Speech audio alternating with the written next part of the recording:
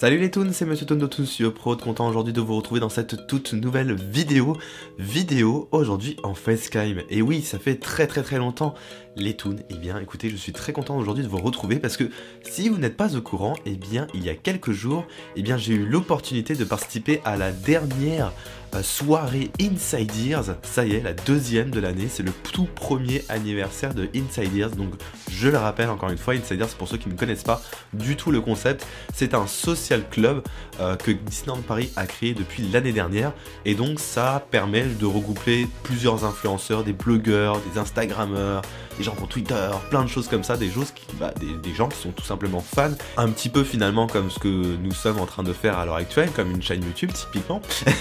Donc c'est un super concept, je trouve, puisque ça permet à énormément de fans de se mettre en avant, de pouvoir participer à des événements exclusifs que Disneyland Paris vraiment organise. Typiquement dans cette même journée, j'ai pu participer grâce à Inside Ears à la journée de la Terre. Donc c'était une journée qui était vraiment organisée par Disney. On a pu visiter les backstage du parc, on a pu visiter Village Nature, on a pu vraiment en savoir plus sur comment par exemple Disneyland Paris investissait vraiment et essayait d'impacter un minimum l'environnement, et c'était ultra intéressant. Enfin, c'était ce genre d'opportunités là, on peut franchement pas les avoir sans Inside Ears, et c'est vrai que vraiment je trouve ça c'est une superbe initiative qui a été mise en place par Disneyland Paris, et en plus particulier par Mathias qui est à l'origine du projet.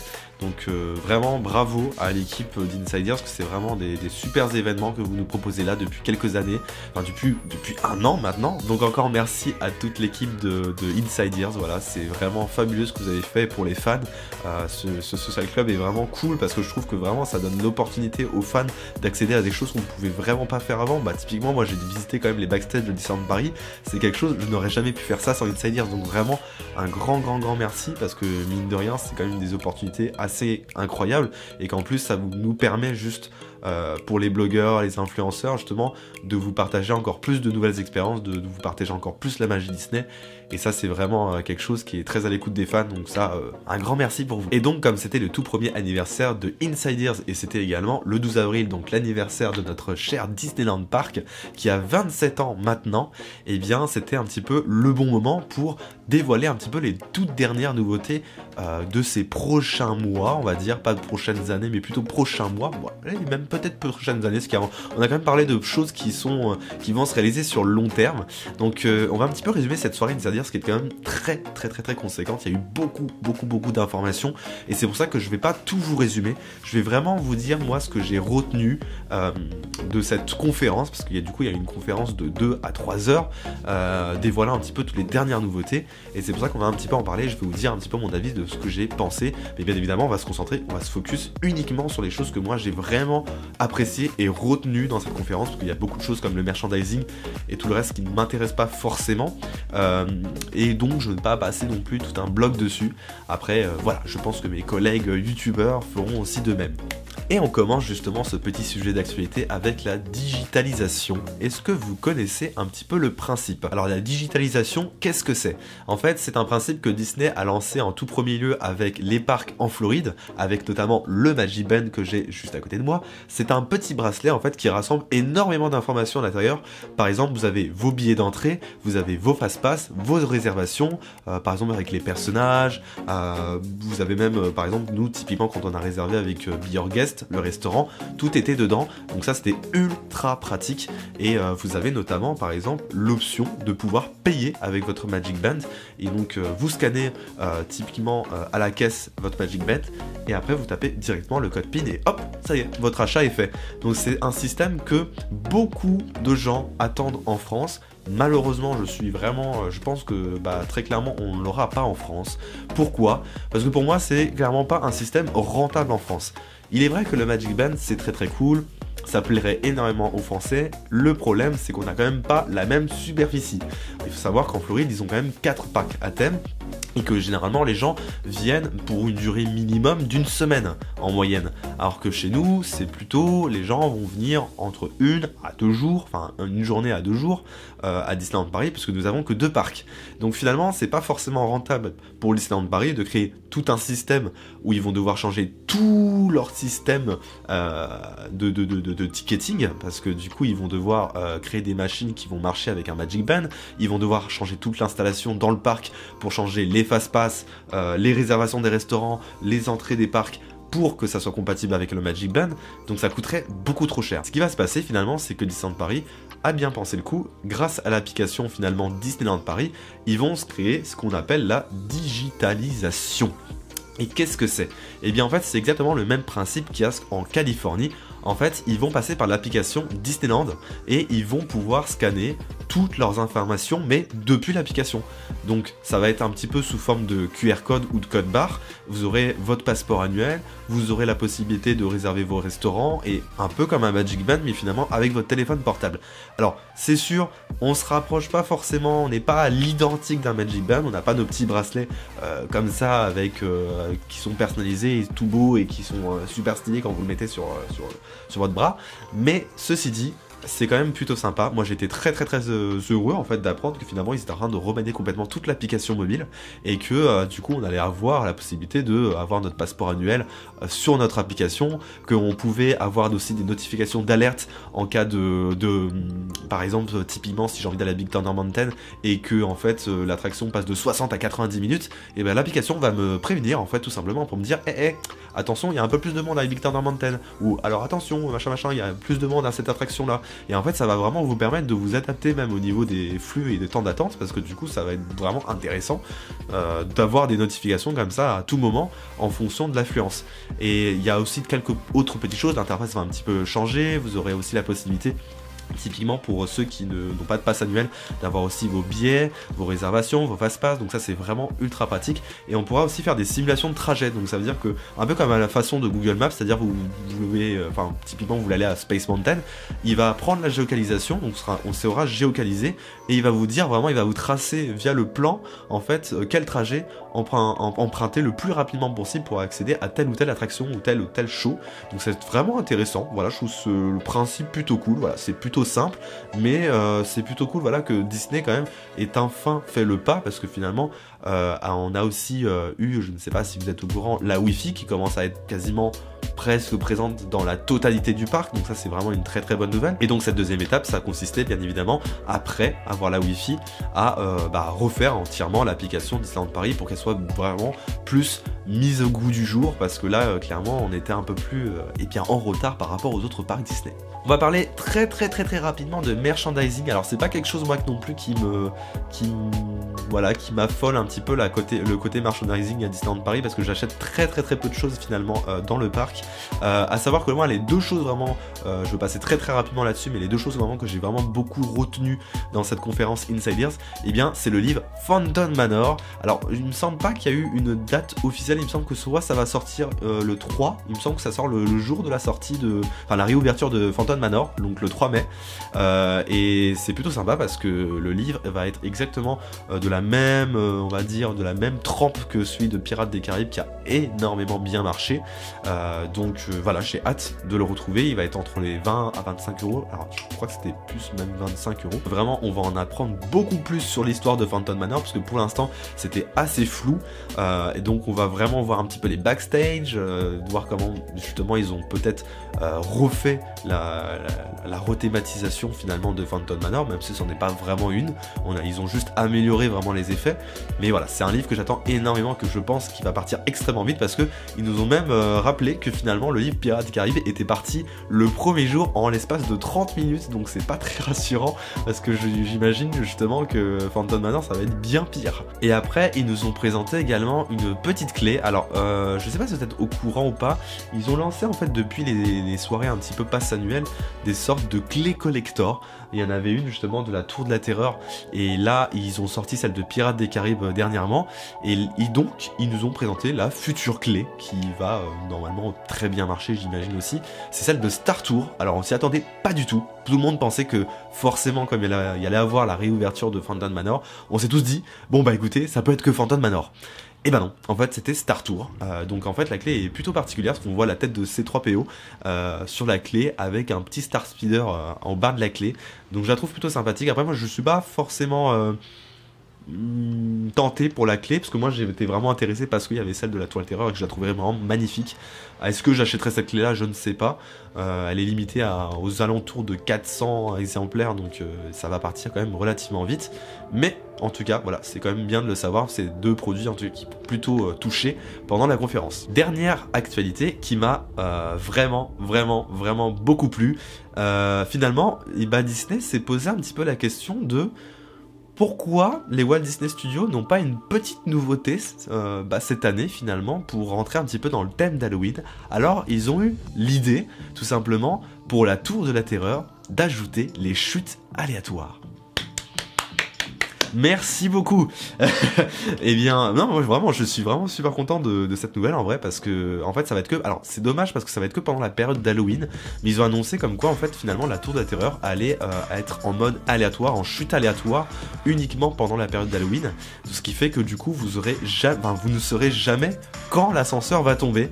Ça va être vraiment super drôle. Alors c'est déjà le cas dans les parcs américains, donc c'est pour ça que nous à côté ça fait un peu à la traîne, mais c'est déjà bien voilà qu'ils y aient pensé, qu'ils se sont dit bon bah voilà, écoutez les toons, on va vous mettre les chutes aléatoires, ça c'est génial, et comme ça va ajouter un peu plus de frayeur à l'attraction. Alors même si ça n'a pas, je pensais qu'ils allaient faire peut-être une version un peu plus Halloweenesque où il allait avoir une sorte de rethématisation un peu sur la 4ème dimension. Je partais un peu plus sur ça, mais en fait non, je m'y attendais pas du tout. Il y a les chutes aléatoires allaient enfin arriver en France. Donc c'est une super nouvelle pour le coup qu'on pourra découvrir, et bien dans pas si longtemps que ça, pendant la période d'Halloween. On a eu également quelques petites informations concernant Studio Tram Tour, qui va forcément, en vue du projet d'extension des Walt Disney Studios, bouger énormément d'emplacements, dont la gare principale apparemment qui ne sera absolument plus à l'emplacement actuel. Alors ils nous ont pas dit exactement où ça allait être, mais ils nous ont parlé surtout, ils ont un petit peu accentué la chose sur le fait qu'ils allaient surtout un peu rethématiser l'attraction sur une licence. Voilà, ils allaient mettre tout sur la licence Cars. Alors, écoutez, c'est une bonne nouvelle, on va dire, en attendant la démolition totale. Alors pour ceux qui se demandaient, il y a des gens qui m'avaient envoyé des messages comme quoi ils m'avaient dit: t'es sûr que Tram Tour va vraiment disparaître? Bah oui, parce que sur le projet d'extension, si vous faites un petit peu attention, il n'apparaît absolument plus, hein. C'est-à-dire qu'il voilà, il a disparu quoi. Donc ça c'est sûr à 100% qu'il sera plus là. Mais entre temps, voilà, ils ont décidé, parce que là du coup tout le circuit va encore complètement être chamboulé à cause des travaux. Ils se sont dit bon bah en attendant, on va quand même implanter une nouvelle licence, Cars, pour histoire de patienter. Donc écoutez, ça peut être plutôt sympa. Je sais pas comment ils vont implanter, est-ce qu'ils vont vraiment faire une petite scène, ou alors ils vont juste mettre les voitures de Cars à un moment donné. Je sais pas du tout, là pour le coup je peux pas trop avancer là-dessus, parce qu'il n'y a eu aucun concept art, aucune autre information. Donc nous verrons bien, le temps nous le dira. Et ensuite il y a eu un petit peu un accent au sujet de la journée de la Terre. Donc ça c'est une journée que j'ai pu participer grâce à Inside Ears durant la journée. Donc c'était une journée super sympathique où on a un petit peu pu voir comment Disneyland Paris s'investissait vraiment finalement dans le fait de minimiser les impacts sur l'environnement, et notamment avec la sortie de nouveaux sacs qui vont sortir de la semaine prochaine sur le parc, totalement recyclés à 80% de bouteilles en plastique. Donc ça va être plutôt sympa. À savoir qu'il va y avoir deux versions par rapport à la version en Floride qui en a 3, un petit, un moyen et un grand. Donc finalement on va avoir directement un petit sac accompagné d'un grand sac. À savoir qu'au niveau des tarifs, c'est relativement abordable. Le petit sac sera au prix de 1 € et le deuxième, du coup le plus grand, sera au prix de 2 €. Et du coup, Disneyland Paris a décidé également, avec la sage décision finalement de tous les parcs Disney, de ne plus faire de paille en plastique, mais des pailles en carton. Alors, on a pu tester ça durant la journée de la Terre, parce qu'on avait des petites boissons, et justement, il n'y avait plus de paille en plastique, il n'y avait que des pailles en carton. Alors, c'est agréable, mais comme on se l'est dit, c'est un peu compliqué, parce que finalement, une paille en carton, ça fond dans la bouche. Donc, c'était pas super pratique, en fait. C'était, alors, pour le geste écologique, c'est vrai que c'est génial. Après, c'est vrai que c'est pas super pratique. Alors, j'espère que ça marchera au niveau de la clientèle des visiteurs du parc, parce que c'est vrai que moi j'ai été un peu perturbé parce que du coup ça fondait un peu et ça devenait tout mou en fait la paille. Du coup c'est un peu perturbant. Donc écoutez, c'est quand même une bonne initiative. Moi je trouve ça quand même super bien, parce que mine de rien, ce qui pollue énormément à Disneyland Paris, ou même dans tous les parcs Disney, c'est clairement tout ce qui est en plastique. Donc les bouteilles d'eau, les pailles en plastique, les sacs, c'est vraiment ça qui consomme énormément et qui fait énormément de gâchis au niveau de l'environnement. Donc je trouve que c'est vraiment une superbe action. Donc voilà, vous avez aussi également des produits qui vont sortir, donc des gels douche, des shampoings, beaucoup plus naturels, avec que des composants naturels qui vont sortir dans tous les hôtels. Donc voilà, c'était plutôt sympathique et bien évidemment je vous en parlerai plus profondément pendant la vidéo du vlog de la journée de l'environnement. Alors maintenant on va parler de Marvel. Alors ça a été un petit peu la déception, je vous avoue, au niveau de la partie Marvel. En fait, pendant la soirée Insiders, et bah il y a carrément des gens de Marvel, du siège de Marvel, qui étaient là pour nous parler un petit peu des futurs projets qui allaient être mis en place à Disneyland Paris. Moi j'en attendais vraiment et bien d'en avoir beaucoup plus au niveau des informations, parce que je ne sais pas si vous êtes au courant, mais là Disneyland Paris a récemment, on va dire, confirmé qu'il allait bel et bien avoir une attraction Spider-Man qui va remplacer Armageddon avec l'extension vraiment du bâtiment. Donc ils vont, alors il me semble qu'ils vont reconstruire le bâtiment à l'intégralité, ils vont l'agrandir et il va y avoir une partie avec une boutique. Donc ça va être super intéressant. On ne sait absolument pas si ça va être un dark ride, une aventure en 4D, on ne sait pas du tout pour l'instant. On sait juste que ça va être thématisé du coup sur Spider-Man, mais en même temps on s'en doutait un petit peu. Ensuite, voilà, on a vu un petit peu quelques informations. Apparemment, ça serait sur une mission qui s'appellerait le Web, avec, on a pu voir un petit peu quelques concept art de Peter Parker en Spider-Man. Mais c'est tout ce qu'on a eu au niveau des informations. On sait vraiment pas qu'est-ce qu'il y aura à l'intérieur, quel est le but, est-ce que c'est un Dark Ride ou pas. Donc pour l'instant, pas vraiment de news à ce sujet-là, et de même pour la zone Marvel, aucun concept art dévoilé, donc ça c'est un petit peu la déception, parce que je me suis dit quand même que pour ramener des gens de Marvel, ils allaient quand même nous annoncer un gros truc. Bah non, alors finalement c'était un petit peu la déception sur ce point-là. Je m'attendais vraiment à ce qu'on balance au moins un dernier petit concept art du land en intégralité.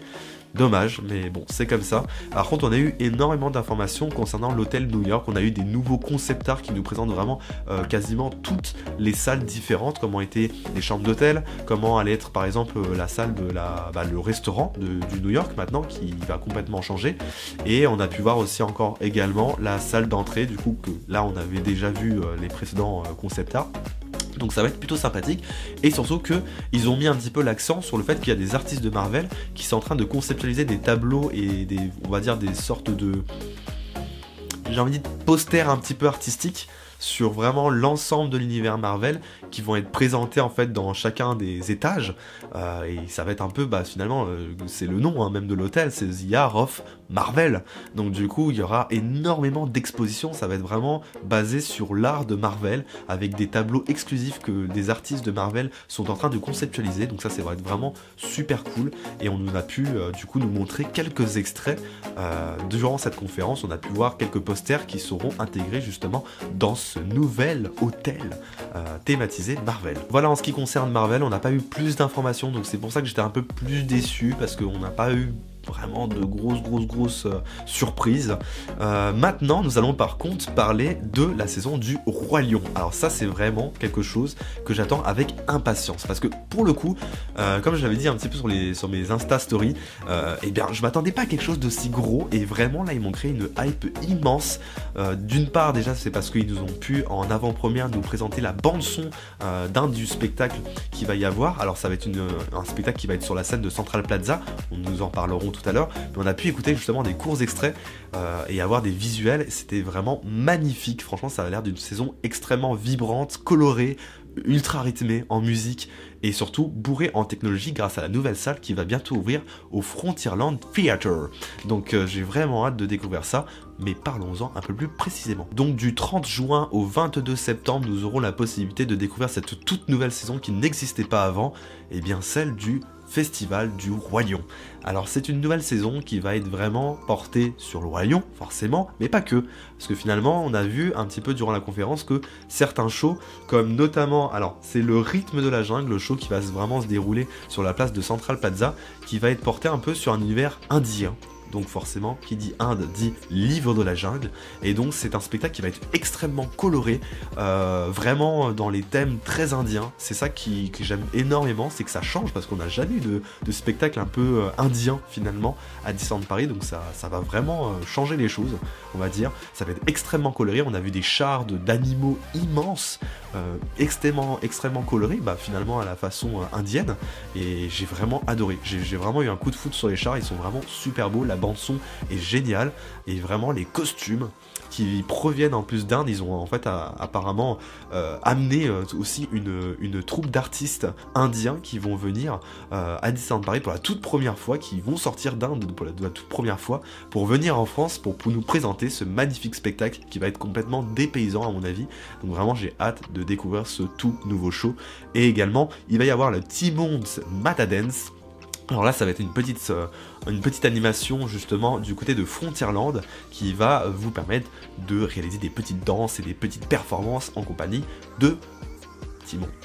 Voilà, tout simplement. Donc ça va être plutôt sympa. Et puis aussi, nous avons le village de Jumbe Joy. Donc là, ça va être vraiment des artistes africains qui vont venir nous interpréter, je pense, plusieurs titres du Roi Lion, de Livre de la Jungle et autres Disney, je pense. Donc ça va être vraiment très sympa. Mais surtout, le show que nous attendons le plus forcément, eh bien, c'est le Roi Lion et le rythme de la Terre. C'est le tout nouveau spectacle dans la toute nouvelle salle de Frontierland Theater et qui vraiment a l'air assez incroyable. Ça a l'air d'être un mix finalement avec les plus beaux spectacles qu'on a pu voir.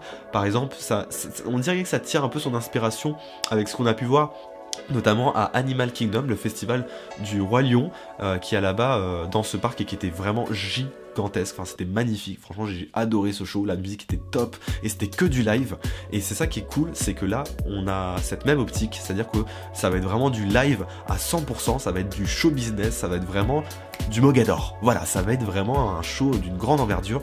Et ce qui m'a vraiment impressionné, c'est qu'ils ont même précisé que finalement la salle était extrêmement bourrée de technologie, que ça allait être vraiment une salle assez unique même au niveau du son, puisque finalement ils ont créé un concept sonore qui n'existe que finalement à Paris, en tout cas en Europe. Il y en a eu une autre salle aussi qui est équipée de ce genre de système son à Sydney, mais apparemment on est les 4e à avoir ça au monde. C'est une salle apparemment où il va y avoir des enceintes partout en 360 degrés, ce qui fait que par exemple si un performer va commencer à chanter sur la gauche, et le public va aussi l'entendre vers la gauche grâce aux enceintes. Enfin, en gros c'est vraiment qu'il y a une sorte de tracker qui sera placé sur le chanteur et qui fera que si moi je me déplace par là, vous allez plutôt m'entendre vers la droite, et si je me déplace par là, vous allez plutôt m'entendre vers la gauche. Et ça va être vraiment du Dolby Cinéma. Ça va être de la Dolby Atmos en direct, et ça c'est vraiment quelque chose que je trouve qui est assez incroyable d'avoir une telle configuration pour un show comme ça à Disneyland Paris. Donc vraiment j'ai hâte de découvrir ça. Et on a vu aussi le concept art de la scène. Alors ça je vais vous montrer par rapport aux images que moi j'ai prises depuis la conférence, qu'ils n'ont pas montré les concept art, on nous a pas encore fourni les images réelles. Alors du coup la salle ressemble à une grande scène, on va dire, avec des gros tambours. Les performers seront tous dessus en fait. Alors apparemment c'est une salle qui est assez flexible, qui pourra être modifiable très rapidement, et après il y a une scène un petit peu en fond, alors une sorte de carré. Alors j'ai l'impression que, je pense en tout cas ça va être un écran, mais voilà, après c'est tout à peu près ce qu'on a vu. On a vu aussi les costumes qui sont magnifiques, et qui pour la première fois en plus d'ailleurs, Rafiki ne sera pas joué par une femme mais par un homme, et ça change, parce que c'est vrai que généralement Rafiki, que ce soit dans les comédies musicales ou dans les spectacles comme on a pu voir avec Mickey le magicien, et bien c'est tout le temps joué par une femme, et là pour la première fois apparemment, et bien ça sera joué par un homme. Donc écoutez, c'est plutôt rigolo. On va voir un petit peu vers quoi ça va nous mener, et écoutez, moi j'ai vraiment hâte de voir ça. Et rien que les costumes quoi, juste les costumes ont l'air vraiment incroyables, à savoir que vraiment tous les personnages ont forcément été humanisés, un peu à la façon de Mogador, du spectacle Roi Lion à Mogador, et donc c'est pour ça que ça va être vraiment un peu à la façon Broadway. C'est ça qui va être cool. On a des artistes qui viennent de Londres, on a des artistes qui viennent de New York, donc c'est vraiment des performers apparemment qui ont été extrêmement bien choisis pour ce show. Donc vraiment, j'ai hâte, vraiment j'ai hâte. J'espère qu'il y aura des soft openings pour les passes annuelles pour découvrir ça en avant-première, parce que ça a l'air vraiment génial. Ensuite, on a eu quelques petites informations au niveau du Mark Twain, parce que si vous ne savez pas, il y avait 2 bateaux qui se baladaient au sein du lac de Frontierland, le Mark Twain et le Molly Brown, et en fait, le Mark Twain a disparu depuis quelques années dans les entrepôts et a été complètement laissé à l'abandon. Et en fait, ils nous ont annoncé l'année dernière, justement, durant la dernière conférence Insiders, qu'ils allaient remettre en place le Mark Twain pour qu'il soit de nouveau en route. Et alors, seule mauvaise nouvelle, c'est qu'aujourd'hui, pendant la conférence, ils nous ont annoncé que c'était pas prêt d'arriver parce qu'il faut attendre encore minimum 2 ans, voilà, avant de revoir le Mark Twain de nouveau de retour en fait sur le lac de Frontierland, parce que apparemment ils ont laissé tellement pourrir ce bateau que rien n'est réutilisable. Tout est à refaire de A à Z. C'est-à-dire qu'ils sont obligés d'enlever tout ce qu'il y a à l'intégralité sur le bateau, toutes les planches, tout à zéro, et de ne garder que la structure du bateau pour tout recommencer à zéro. Donc en fait, ils sont en train de reconstruire littéralement à zéro le bateau. C'est un peu dommage, je dois admettre que c'est quand même un petit peu dommage, parce que d'attendre encore 2 ans avant le retour du Mark Twain, ça fait quand même un petit peu long, mais écoutez, c'est comme ça. Et deuxième du coup information qui malheureusement est aussi également en retard, c'est Disney Village, parce que oui, l'année dernière ils avaient aussi annoncé que Disney Village allait avoir un énorme projet d'extension, qu'ils allaient devoir tout refaire et qu'ils étaient en très bonne voie pour le projet. Et là ils nous ont annoncé que le projet était à 95%. Bon. Et l'année dernière, ils nous avaient dit que c'était à 90%. Donc on a augmenté de 5% en un an. Vous connaissez un petit peu la cadence à Disneyland Paris, et ben voilà. Et donc on a été un petit peu déçus parce qu'on n'a pas eu plus d'informations à ce sujet-là. C'est juste que apparemment ils ont eu des de nouvelles décisions qui ont fait que ils ont un petit peu changé finalement la façon de faire pour le futur projet d'extension de Disney Village. Ils veulent se rapprocher vraiment de quelque chose de beaucoup plus colossal que comme ce qu'on a par exemple en Floride avec Disney Springs, ce qu'ils ont bien dit, ils ont bien confirmé en tout cas, que nous allons avoir des marques qui représentent bien la marque de Disney. Je pense par exemple peut-être à Fossil, à H&M, à Uniqlo, qui font énormément de collections Disney, donc peut-être qu'on aura ce genre de boutique au sein de Disney Village, et moi je trouve ça plutôt sympa, parce que ça permettra d'avoir un petit peu une alternative avec Val d'Europe, qui est juste à côté, mais finalement je pense que pour les visiteurs du parc, c'est peut-être plus intéressant d'effectuer toute une expérience shopping directement depuis Disney Village, plutôt que de le dissocier avec Val d'Europe. Donc voilà, je trouve ça intéressant, mais vous n'aurez pas d'infos avant au moins l'année prochaine concernant ce projet d'extension. Et enfin, on finit ce dossier Insiders avec la plus grande information qu'il y a eu pendant toute cette conférence, c'est bien évidemment la réouverture de Phantom Manor. Ça y est, enfin une date de réouverture qui est confirmée pour le 3 mai 2019. Waouh, c'est incroyable, vraiment, j'étais extrêmement heureux finalement de voir que la date finalement arrive à grands pas. Finalement, c'est dans vraiment pas très longtemps. Il y a eu vraiment beaucoup de rumeurs qui disaient bah ouais, ça y est, ça va revenir en mai. On n'était pas tous sûrs, on se disait ouais, est-ce que ça va vraiment revenir en mai? Et finalement, oui, c'est enfin là, et 3 mai, c'est dans pas très longtemps, c'est dans à peine 2 semaines et demie. Donc j'ai vraiment hâte, j'ai totalement excité de redécouvrir l'attraction. On a pu entendre la nouvelle bande son, parce que si vous ne savez pas, ils ont refait à l'intégralité, quasiment, l'audio de Phantom Manor, et notamment la voix de Vincent Price, celle que vous entendez quand vous entrez dans le manoir et qui vous aide à vous introduire dans le manoir. Et ben ça a été totalement refait, cette scène.